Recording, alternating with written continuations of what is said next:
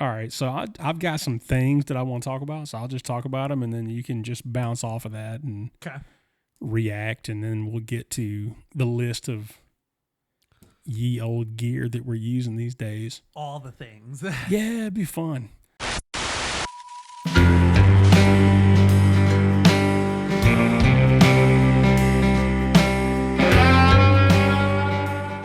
So, with that said, we are, what are we right now? We're about 62 days out from day one of what we're going to call the podcast presidency.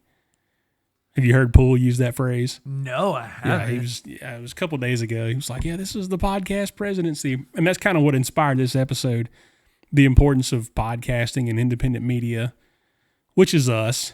Absolutely. And it might be you, those of you listening, those of you watching.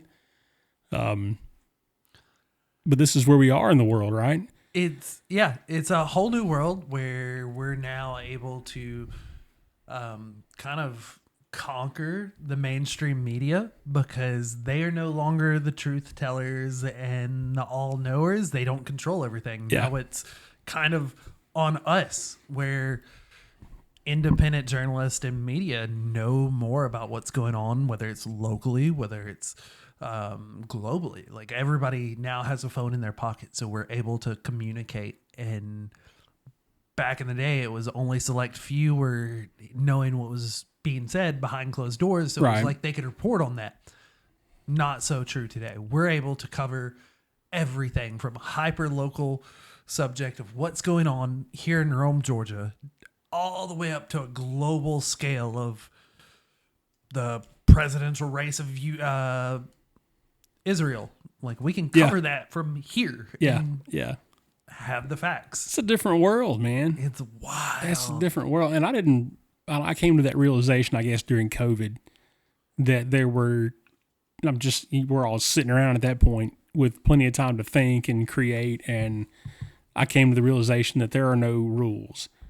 Because at that point, there was not even time. When everything was closed and there was nowhere to go, it didn't matter what time it was or what day it was or any of that. So like, well, we literally suspended time at one point. If we can suspend time, we can suspend all sorts of rules. Like, I have to work for a network news outlet to be able to report the news. Well, I don't anymore because I've got a really nice phone in my pocket. And because of that, like everybody's a journalist now. Everybody. You can go report on anything. That's how Tim Poole got started. He literally covered what was the 1% thing or the 99%.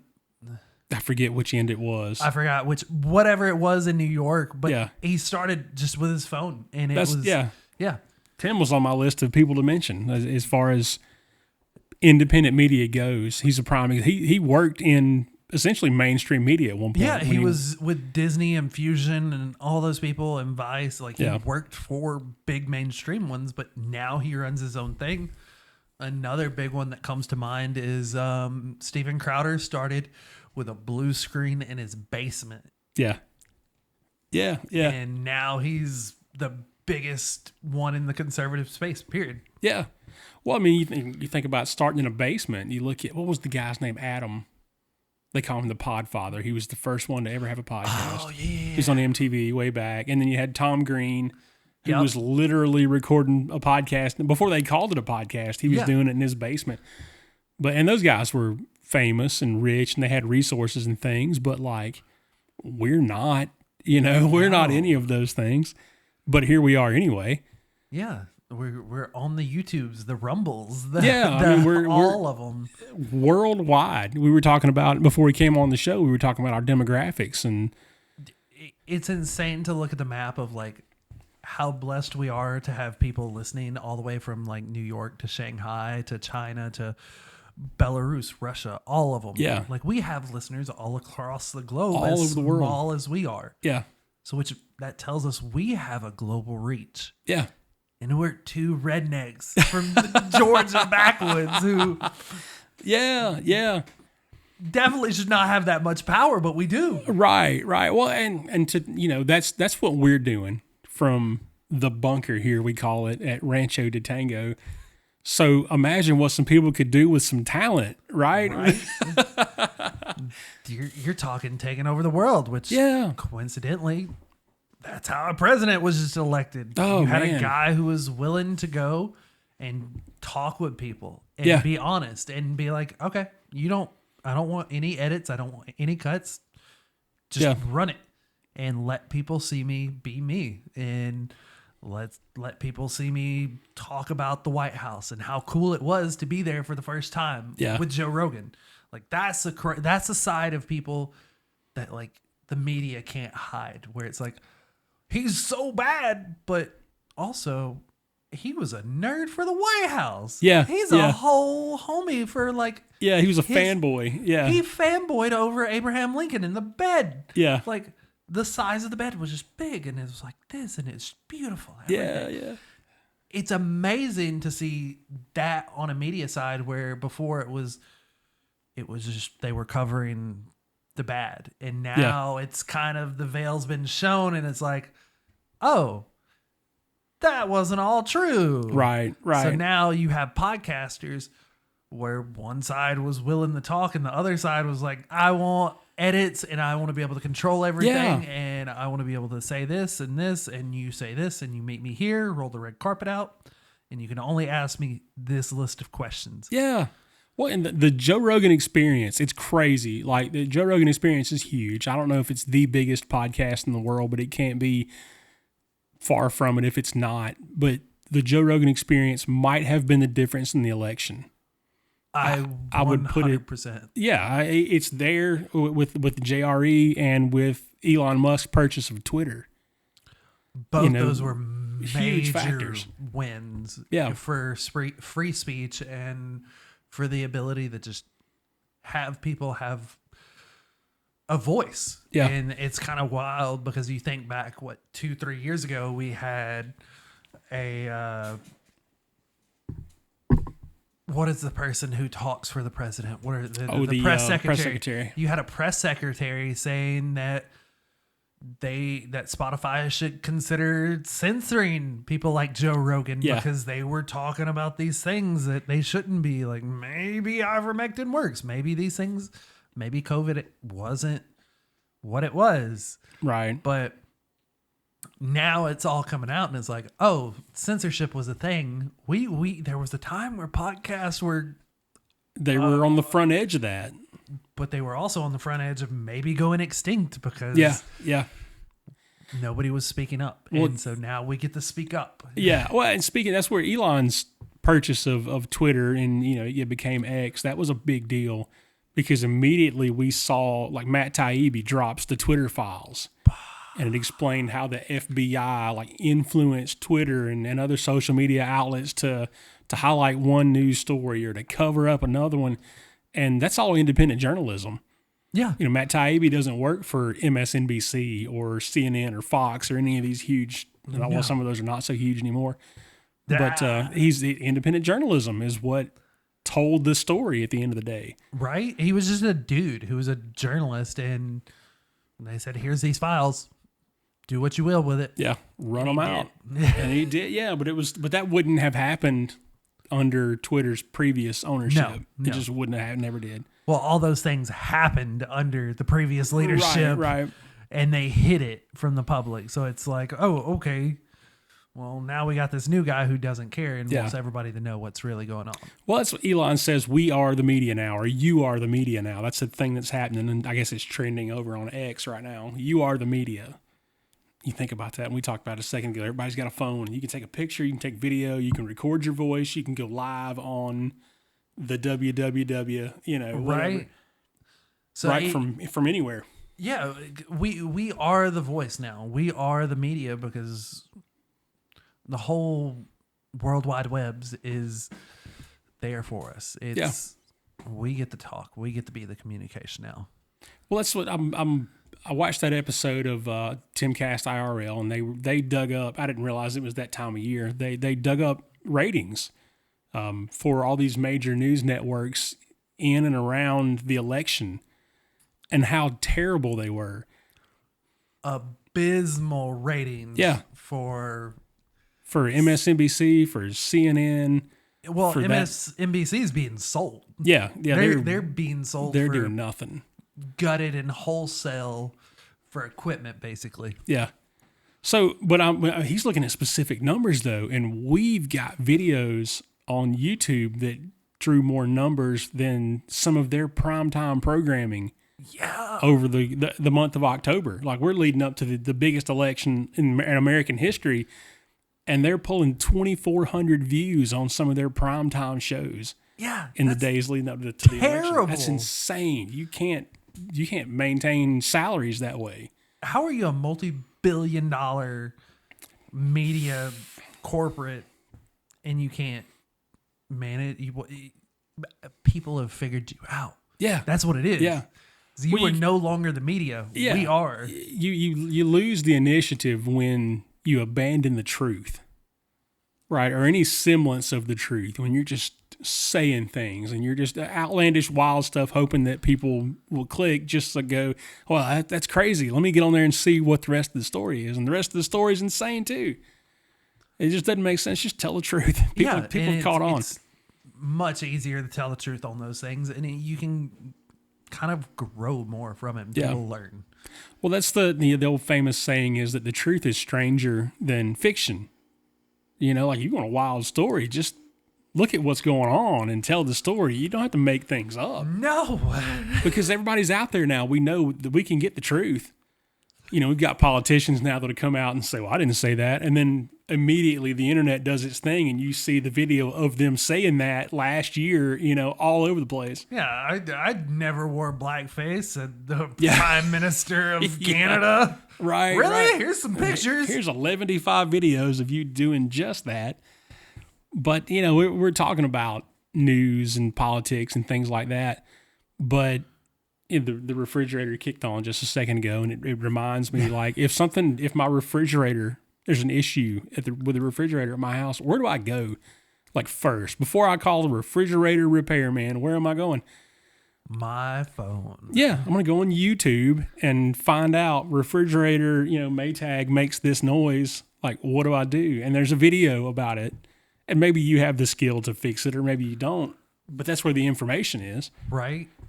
I can say, honestly, I just had this where it was the first thing I did was I went to my phone, went to YouTube, and said, how to ride a motorcycle.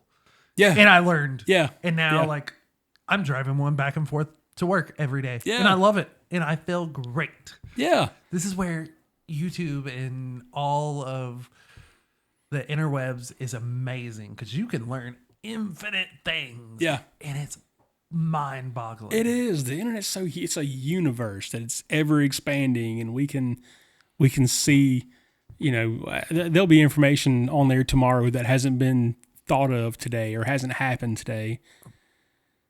Right? Isn't that crazy? It just blows your mind. I know. Like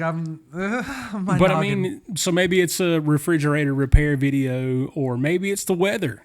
You got a guy like Ryan Hall or Max Velocity. Like, those are where I go now when we're expecting bad weather. I don't go to the Weather Channel anymore. I go on YouTube. Yeah, because of you, I watch Ryan Hall, y'all, and I'm like, I love that dude.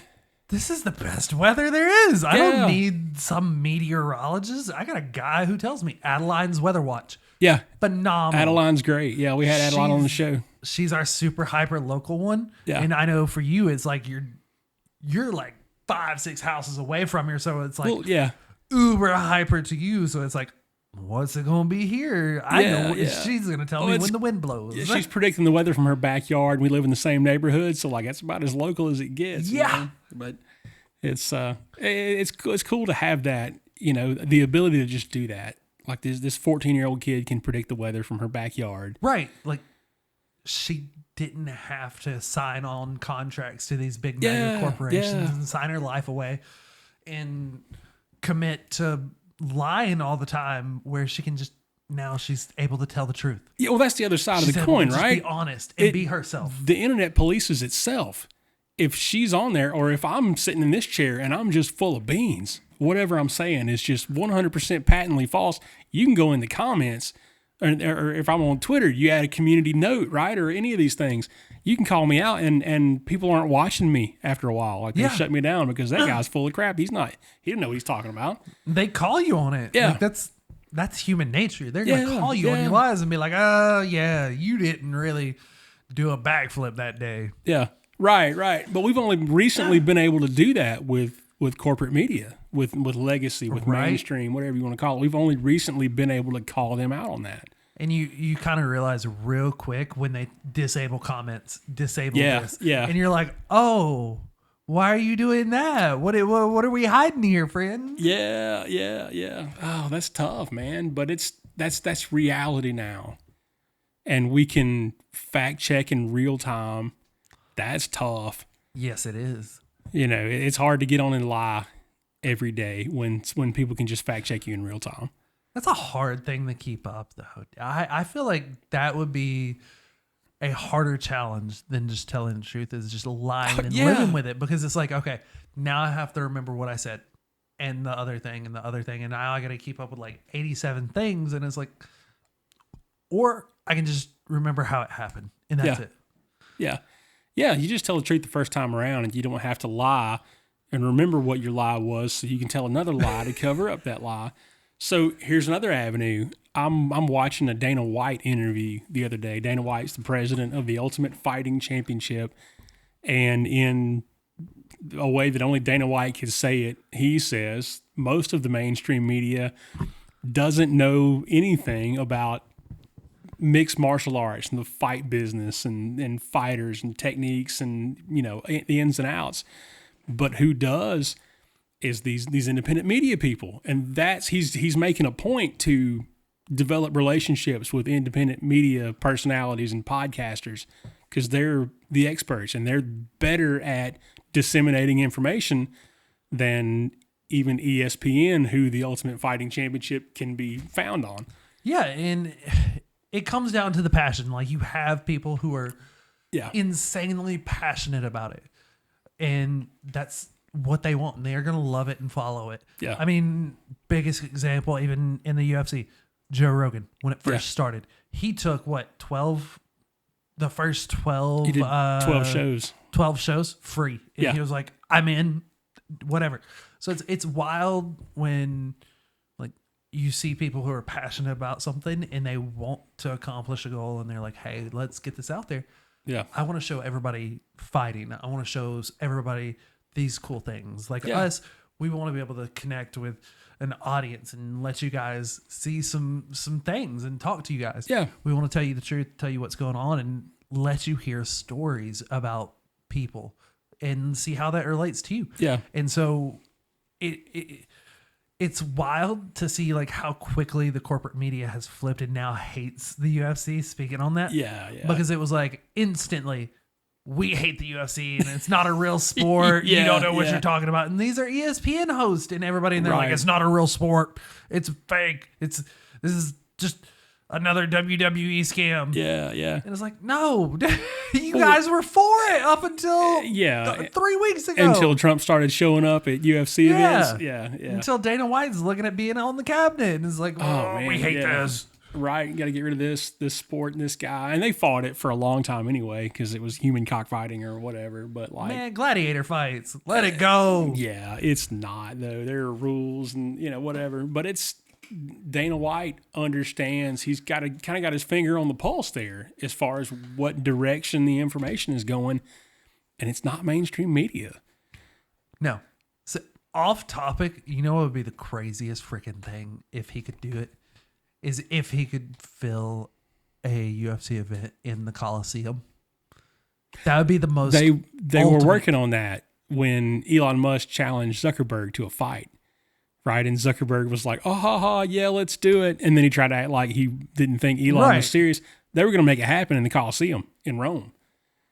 Like it was, they were talking about doing that. And then Zuckerberg's like, I didn't think that we were serious. And okay, so that needs to happen. But that brings me to, I remember I just heard a story about how Airbnb's offering this really cool experience where you can stay in the Coliseum and there's a fighting thing where you can actually like have a full blown fight in the Coliseum. Well, you just about have to do that then, don't you? I know, but I'm like, let's go to a UFC event in the Coliseum. In the Coliseum.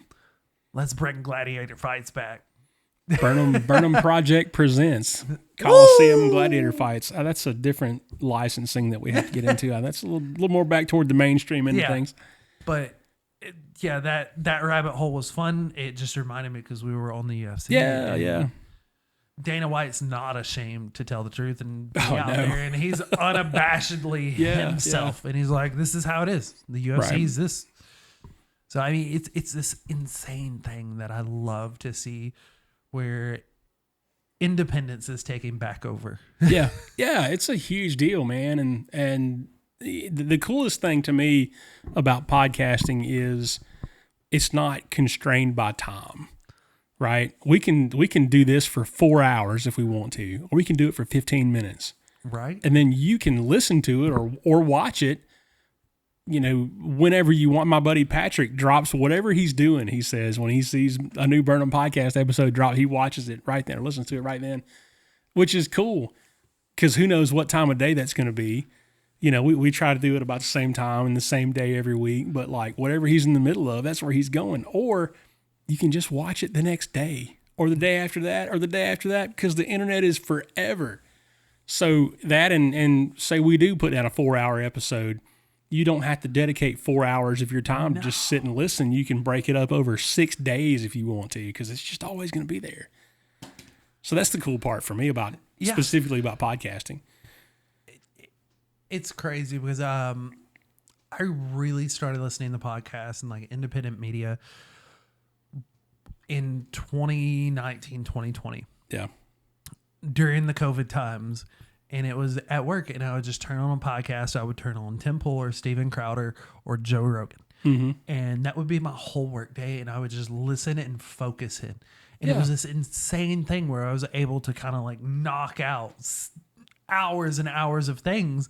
And now like I do that daily, and I'm like, I love this because I'm just gaining more and more information. And I was like, oh, okay. This helps me understand the world. Well, it does. So you got Jordan Peterson, right? And you can listen to Jordan Peterson on Andrew Huberman's podcast for 3 hours. Or you can see Jordan Peterson on Fox for 4 minutes between commercials. Like, which Jordan Peterson do you want? Like, where are you going to get more information? I want the clean your room. Every man needs to be a monster. Jordan Peterson, who's there for 4 hours. Yeah. Being himself. And I'm like, okay, I can understand this, dude.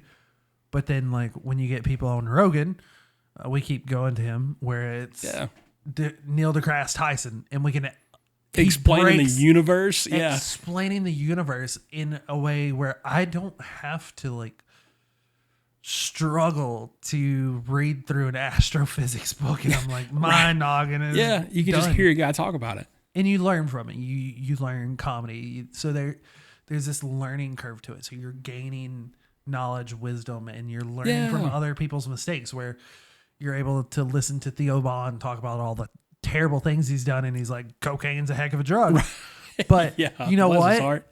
You kind of learn real quick how crazy this stuff makes you. And you're like, oh, I need to stay away from that. Right. Yeah. Yeah. And then they're able to back it up with science and data. And you're like, oh, the news ain't telling me that. Why? Yeah. Well, you can get explanation, right? Like we've heard John Fetterman, the senator from Pennsylvania, we've heard him say all kinds of crazy things in 30-second clips on mainstream media. He sits down for a podcast for 2 hours, and now I understand. I still disagree with him on so many things, but I understand now that guy got into politics for all the right reasons. He did. He's wrong about some things, and we disagree, whatever. But he's coming from a good place, and I think he's got a good heart. And I know that now because he got to talk uninterrupted for 2 hours. And going back to it, that has got to be what won it for Trump.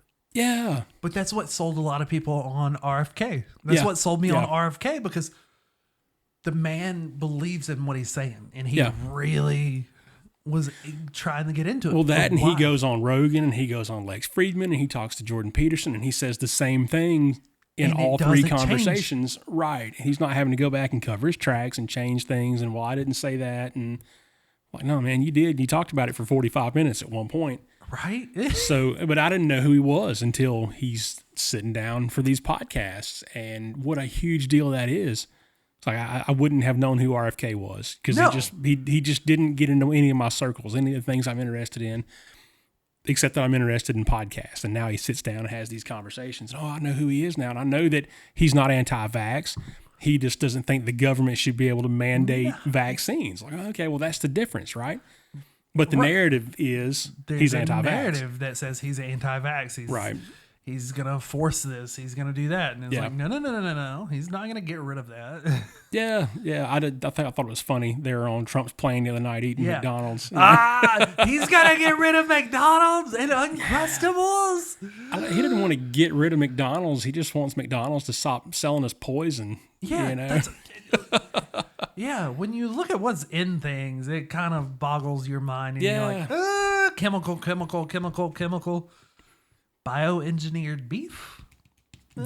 Question mark. Which makes us go back now because we made fun of fat people for so long that we're like, McDonald's made me fat. And we'd be like, oh, yeah, did your pencil make you misspell a word? Well, like, nah, McDonald's made us fat. Yeah, it kind of did. It made you unhealthy. Yeah. Maybe Super Size Me was on to something. He might have been, man. He might have been. Rest in peace, Morgan Spurlock. Man. Goodness gracious. That shows probably why he didn't live as long. That or the chicken one. Well, did you ever see the chicken one?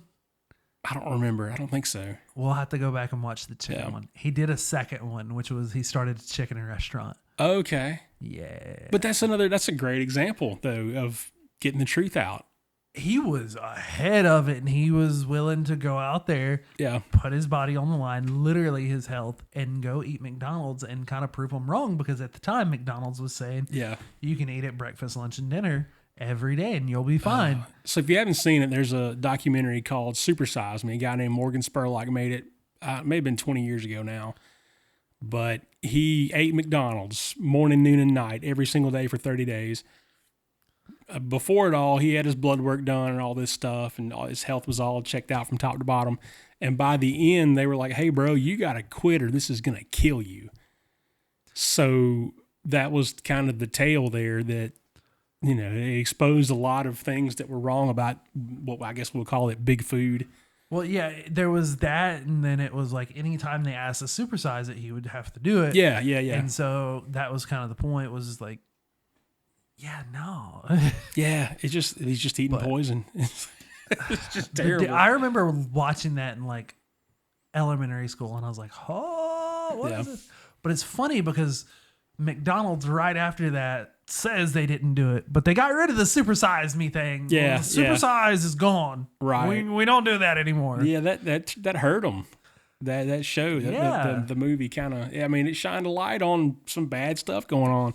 They're just selling us poison, and now we're finally starting to see, especially if once RFK gets in there and is able to make some changes. Right. And, man, I'm not for like government regulating private business, but at the same time, you got to quit selling poison to people. You know? Don't sell me poison. Sell me food, please. Just real stuff. Yeah, just real beef from a cow. Yeah.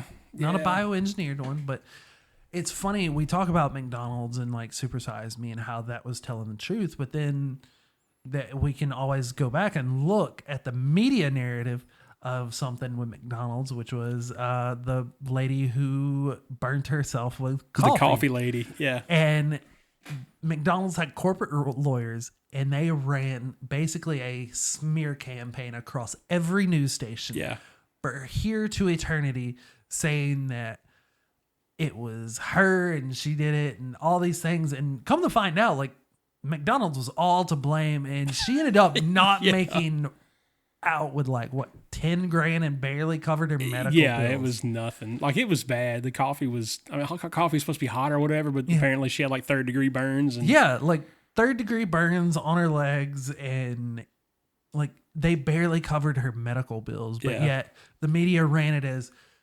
silly woman sues McDonald's for hot coffee and makes millions.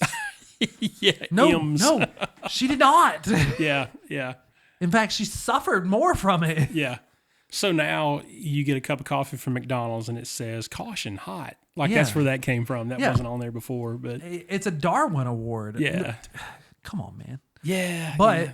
But that big was corporations can afford good lawyers. that was McDonald's kind of using the corporate media at the time, because there was no podcast, there was no independent media. Right. That was them using that corporate media and that power and that strong arm they had to say, let's shush this. Let's make this disappear. Right. Or make it seem like it's somebody else's fault. It's never ours. Right. So it shows you how quickly we're able to turn the tables on billion-dollar corporations now.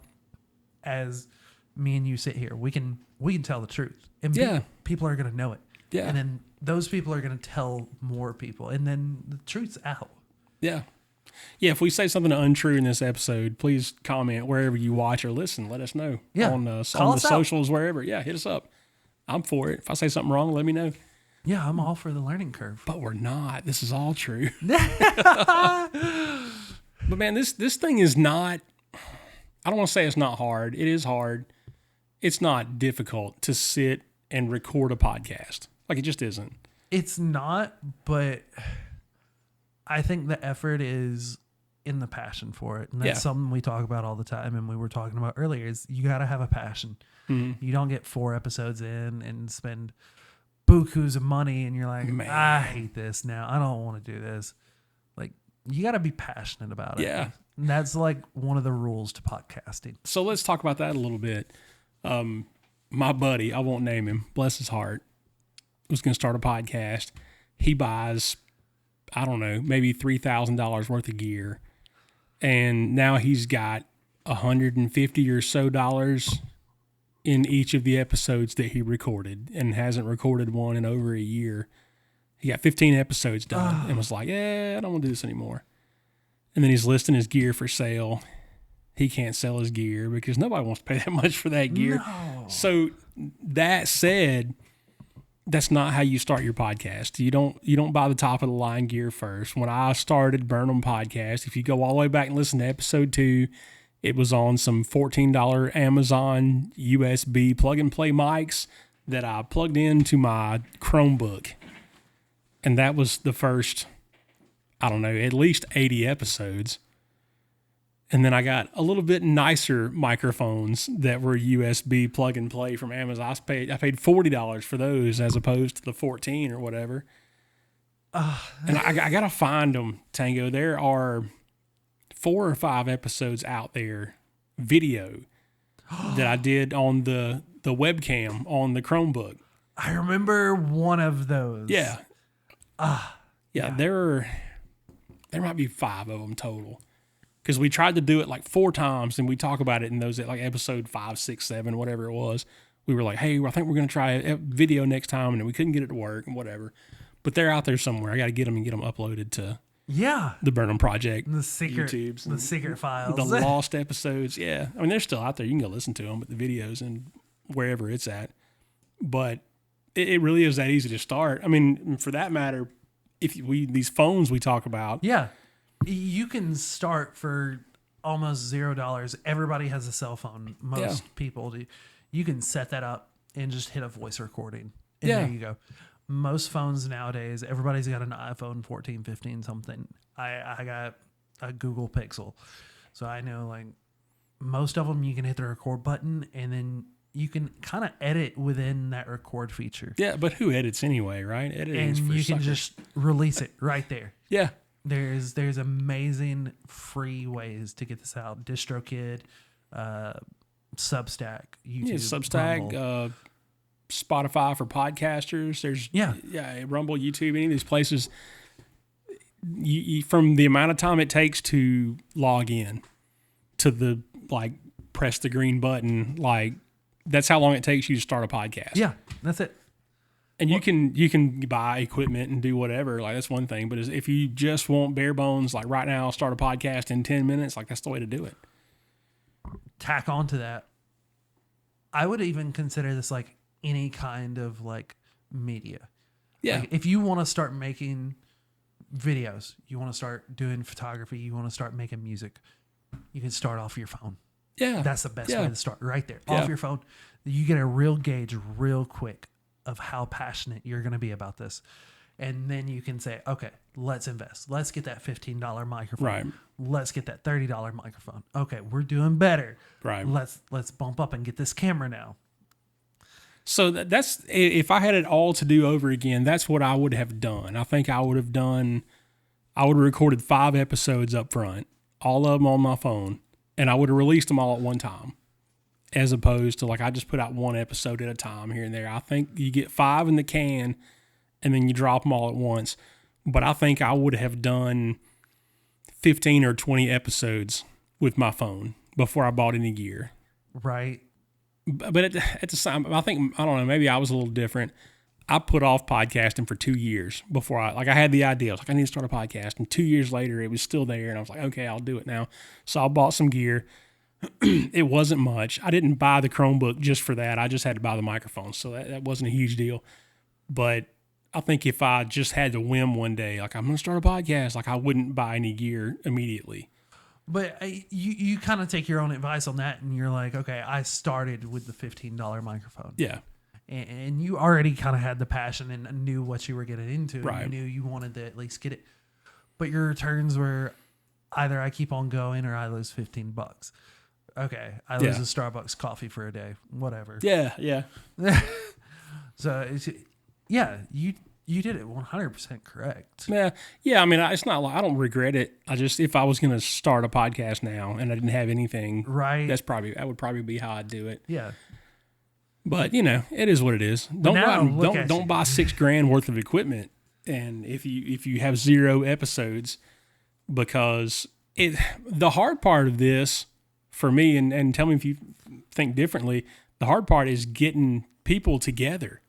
Like if you're going to have guests and a producer and stuff, like, okay, it's because me and you now, we have to schedule me and you the same night, right? You got anything going on? I got this thing. I got that thing. I got a headache. My boy had a migraine last night. We couldn't film. So we had to coordinate us. And then we bring a guest in. So now we got to coordinate 3 schedules and get everybody together all at the same time. And it's not like we are on every night at 8 o'clock. So like, that's just the way we do it. And we can plan it out 6 months ahead of time. Sometimes we do, but it's hard to do that. But that's the hard part to me, is coordinating schedules and getting everybody on the same page as far as that goes. It really is. As someone who attempted to start a podcast, and we may start it back, we started a barbecue podcast, me, Preston, and John. We started a barbecue podcast, which we did this totally wrong. Don't do it how we did. You guys went way over the top. I went way too hard on it. I built a whole intro video and everything. Amazing episodes. Like, fantastic. Yeah. Chef's kiss. Yeah. Chef's kiss. Dyslexia today. But no, they were perfect. Perfect. But man, we quit. We gave up after 2 episodes because we couldn't get everybody together. Yeah. And it was like, well, what do you want to do with this? Well, I can't do it this day. What about this day? No. Yeah. So that scheduling is the hardest it's tough thing when you're starting off. Yeah. So if there's any advice for you there, it's like, don't immediately jump into guest, because that scheduling thing is super hard, and you got to kind of be committed. Well, that's where I think the first 14 episodes was me and my brother Drew, and then I didn't have a guest. I don't know. Jessica was on a couple, my wife, and my buddy Johnny did one, but guests were really sporadic for the next 75 episodes. And then I started approaching 100, and I was like, man, I'm running out of stuff to say by myself. So let's have conversations. Let's tell the story of people, right? Let's get the people on and have them tell their story and find out who they are and learn, what they're all about. And those are so much easier than a topical episode. Yes, it is. Way easier. As far as once you get everybody in the same room, once you get past the scheduling hump, it's so much easier to have a conversation. Why is it so much easier? Well, because of what just happened, right? So I'm saying it's so much easier to do that. And then I have to answer a question that hasn't been asked yet. So in terms of hoping that we can get an hour in the can, like you just bought us 4 seconds right there, and that matters. And now I'm explaining why that was important. So you see why it's important to have a guest. But I can ask you a question, and you can give me an answer. And then I can ask you how that made you feel. Or Rogan's thing is, in what way? You know, that's what he always asks when somebody says, I felt like so-and-so, such and such. Oh, yeah, in what way?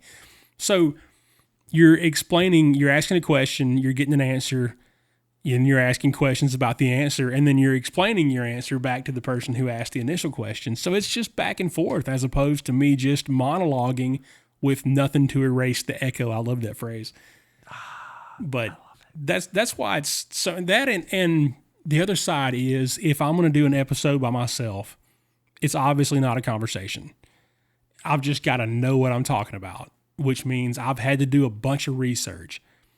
I've got a day job, and my kid plays t-ball, and you know my other one does jiu-jitsu, and my wife would like for me to be around the house some too. You know, so I've got stuff to do. I ain't got time for all the research. No. Nobody does, but we do. Yeah. We manage to get it done. You get it done. Yeah. We do. There are many episodes recently where I started having to do trivia, and I'm like, I love this. Right. But I'm also like hunkered down over on the couch over there, scrolling through the interwebs looking for trivia that's not corny or generic. And I was like, this is eating me up. Yeah. But going back, I think you missed a little bit. It's much easier to have a guest because you can just have them talk about themselves because they love it. Yeah. It's so great. Well, that's where getting to talk and get the story of somebody else. Nobody knows that person better than themselves. Well, that's the conversation that I always have with a guest. I see that my buddy or somebody I know has written a book or they've recorded a song or they're doing this thing. And I go, hey, do you want to talk about that on my podcast? And they go, well, yeah. Or I'll just ask somebody, hey, I think you're interesting. I want to talk to you. Would you want to come on my podcast? And they say, well, what are we going to talk about? And I say, we're going to talk about you. And I said, well, how's that going to go? And I'm like, well, look, they get kind of nervous. The day before, they're like, hey, you still want to, whatever. And yeah, that's cool. But I let them know that I'm not going to ask them any questions that they don't already know the answer to. Right. Because I'm just talking about you, right? What are you into? As I walked in here tonight, I saw that you got 18 barbecue grills outside. Do you like smoking meat? How do you feel about that? Ooh, I love it. Right. And then you go on and explain all that. And then I go, well, what's your favorite? And then you explain that. And then. And you're kind of able to disseminate the story of people. Right. And that's kind of where Burnham Project is. Like, that's where we find ourselves. And that's where we always go back to is, can we tell a story? Yeah. Can a story be told here? Because that's something that we like. Is being able to show people what's going on and let them know that the world is amazing and there's stories to always be told, and every person is an individual with their own whole life of trials, tribulations, and adventures that they've went through. But those things can help other people. Yeah. And people can relate to that. And they're like, oh, these are normal guys. Right. Danny's a normal dude who has a day job. It's a cool day job. It's pretty sweet. Yeah. I know. I'm jealous of the schedule. Yeah, It's nice. It's nice. I have a cool day job. I love my job. Yeah. I love the company I work for. But man, I would love to be able to do this all the time. Yeah. But this is one of those things I'm passionate about too. Yeah. Well, you just got a big raise, and it's going to make it harder for me to make you full-time doing this. So we'll get there one of these days. You guys help us out, man. Tell your friends about Burnham Podcast and the Burnham Project. Yeah, please. Grow the news. But we've talked about, let's see, where was I? I had a list of things, and I'm squinting at it because my glasses are 2 inches away and I don't want to put them on. So we talked about the gear, the way that I started the podcast, and what I would do if I was going to start one now. But we're not using $14 USB plug and play microphones anymore. We've climbed the ladder a little bit, and I've gotten this question like 4 times lately. What kind of gear do you use to run the podcast? Well, I don't know. I have no idea what these are. I'd have to look. These are, I don't even know how to say the name. There's like a French word on the side of this microphone. So Tango, what are we using here? What do we got? All right, so we've upgraded as we've gone too. Yeah. So these are, I believe they are some F-Deuce Pros that are the microphones we're using. And I wanted these because we were using some old Shure SM58s that I had and some like normal microphones that I had. But these guys are like $50 to $100 a piece. I got some Samson mic stands, which love them. They were big great. fan of these mic stands. Yeah. They came from Guitar Center. I love them. But we went away from the old mount on the desk stands that we had that were like cheap Amazon ones because we started cheap. We got a cool little box right here. This is our splitter. So as you've noticed lately, we've all started wearing headphones, and it's a weird upgrade that we did, but we started getting so far apart because now the studio's a lot bigger. We're not going to include that in the gear. Yeah. But yeah, we did, since we're now in a new studio, like we kind of spread out a little more, and it was a little bit harder to hear each other talking. So now we can do that. So I spent $30-$40 on a new headphone splitter and some money on cables. What you're watching on right now is a Blackmagic Cinema Camera 4K, which I think I paid in the ballpark of $1,500-$1,600 for, and it's sitting on a like $200 tripod with a $100 SSD drive connected and a $150 lens. We're getting robbed. Yeah, somebody's gonna rob us now. I know. Rancho de Tango is secure. Yeah, it is a lockdown. fort. But then we got a big soundboard over there that is a Mackie DL1608. So it's a digital board that also there's an iPad connected to, so I can use it for multi-purposes if I want to. I can disconnect that iPad and control sound from across the room. And then, of course, on the couch, I got my mic stand and mic, which is some of our older stuff. Yeah. And then, like, if we get deeper into it, we got some editing computers and stuff. I know you use Opus Clip, and we use Filmora Wondershare and DaVinci Resolve as like our editing software. So those are the three like big pieces of software we use.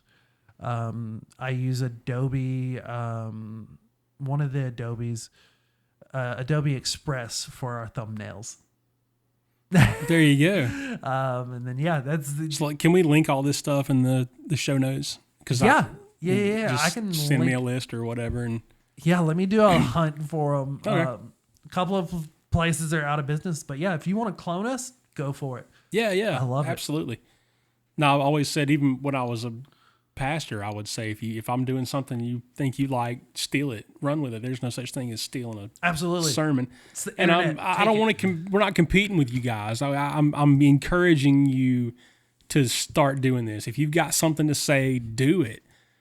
Get the word out. It's important now. And now, like, the cuffs are kind of off at this point. We've got a platform. We can go on to X. We can go on to Substack. We can go on to Rumble. Even should YouTube, we joke about YouTube booting us off. YouTube doesn't know we're here yet. But should we get booted off YouTube one day, we've got backup plan. We'll just be on Rumble. We'll be on Substack, who are thoughtful. Like, they're considerate of free speech. They want free speech to be a thing that goes on forever. YouTube is a little more on the sensory side, but it's the biggest platform in the world right now. So here we are. But so that is what it is. But it's out there, and we're going to be here. And I'm encouraging you guys to do the same. Again, I don't feel like it's competition. I feel like we've all got something to say. So we're not going to run head to head against each other. That we don't have to fight for a time slot. I'll listen to your podcast after you're done listening to mine. Like, that's, whatever. They can go both ways. So I'm always looking for something to listen to also. Right.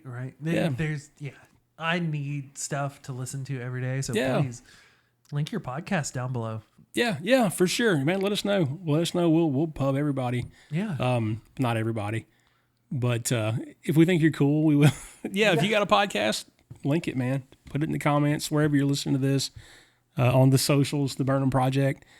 But it doesn't have to be competition. We've all got enough to say. Like we talk about all kinds of things on here. Maybe you want to talk about cars or gardening or your profession, whatever it is you do. Do a podcast about that. Whatever you feel like you're an expert in, or what field you feel like you have things to say about, just do it. Yeah, we're all kind of entitled to that. Like you've been given that right now. You get to use it. Yeah. You have the power to change the world real quick with your thoughts. We absolutely do. Absolutely. And certainly if you have more talent than I do sitting behind this table right now. But get the word out, man. Whatever you got to say, do it. And I think you've summed it up pretty well right there on that one. I think so. Yeah. So with that said, we're approaching an hour now. So probably a good place to jump off, considering you hadn't had dinner tonight. I have not. Long day at work, but a good day at work. Yeah. And an amazing day. But yeah, don't forget, like, share, subscribe. Absolutely. Drop your podcast in the comments. Call us out on when we're needing to be fact checked, please. We do read them and we do answer. Yeah, Rogan says not to, but I do. I always read them and I'll respond best I can. Well, I mean, so, you guys matter. You're watching us. Yeah, man. We would love to be able to engage with you guys, and not just you guys listening to us, but we appreciate feedback of any kind. And remember, you are the media now. You are the media, and that's a great place to jump off. Good job, Tango. God bless y'all. We love you. See you next time.